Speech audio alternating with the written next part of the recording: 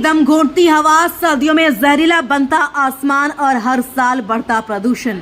अब क्या सच में बदलने वाला है ये हाल? क्योंकि दिल्ली सरकार ने एक बड़ा और सख्त कदम उठाया है। मुख्यमंत्री रेखा गुप्ता ने air pollution mitigation action plan 2024 launch कर दिया है और इस बार सरकार का दावा है सिर्फ घोषणाएं नहीं, जमीन पर असर दिखेगा।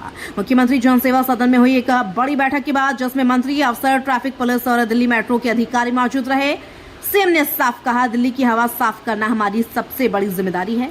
सबसे बड़ा फैसला वाहनों को लेकर अब दिल्ली में सख्ती से लागू होगा नो पीयूसी नो फ्यूल नियम। यानी अगर आपकी गाड़ी के पास वैध पॉल्यूशन अंडर कंट्रोल सर्टिफिकेट नहीं है तो आपको पेट्रोल या डीजल नहीं मिलेगा।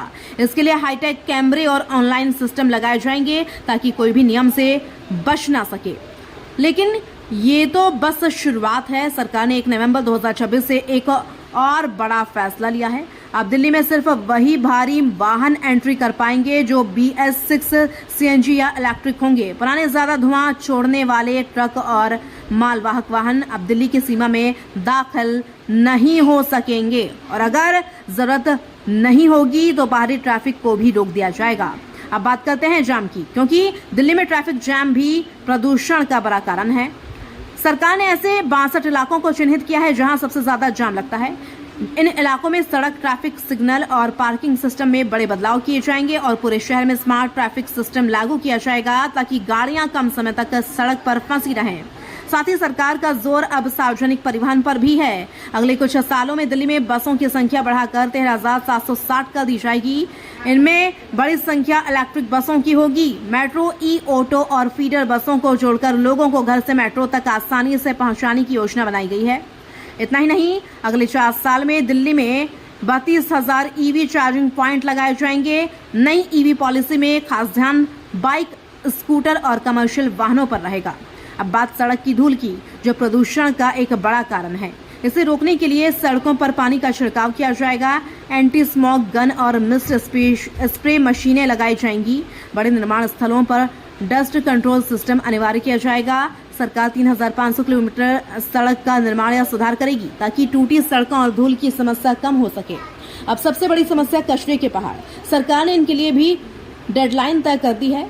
ओखला लैंडफिल जुलाई 2026 तक खत्म, भलेसवा दिसंबर 2026 तक खत्म, गाजीपुर दिसंबर 2027 तक। कचरा जलाने और बायोमास बर्निंग पर पूरी तरह रोक होगी और नियम तोड़ने वालों पर सख्त कार्रवाई की जाएगी। आपको बता दें, दिल्ली हर साल सर्दियों में गंभीर प्रदूषण की चपेट में आ जाती है। कई बार AQI बहुत खराब और गंभीर स्तर तक पहुंच जाता है।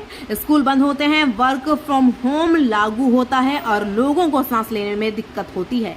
विशेषज्ञों के मुताबिक वाहनों का धुआं, सड़क की धूल, फैक्ट्रियों का उत्सर्जन, कचरा जलाना और बाहर से आने वाला प्रदूषण, ये सभी मिलकर दिल्ली की हवा को जहरीला बना देते हैं। इसलिए सरकार अब लॉन्ग टर्म प्लान लेकर आई है और इस प्लान का एक अहम हिस्सा है हरियाली।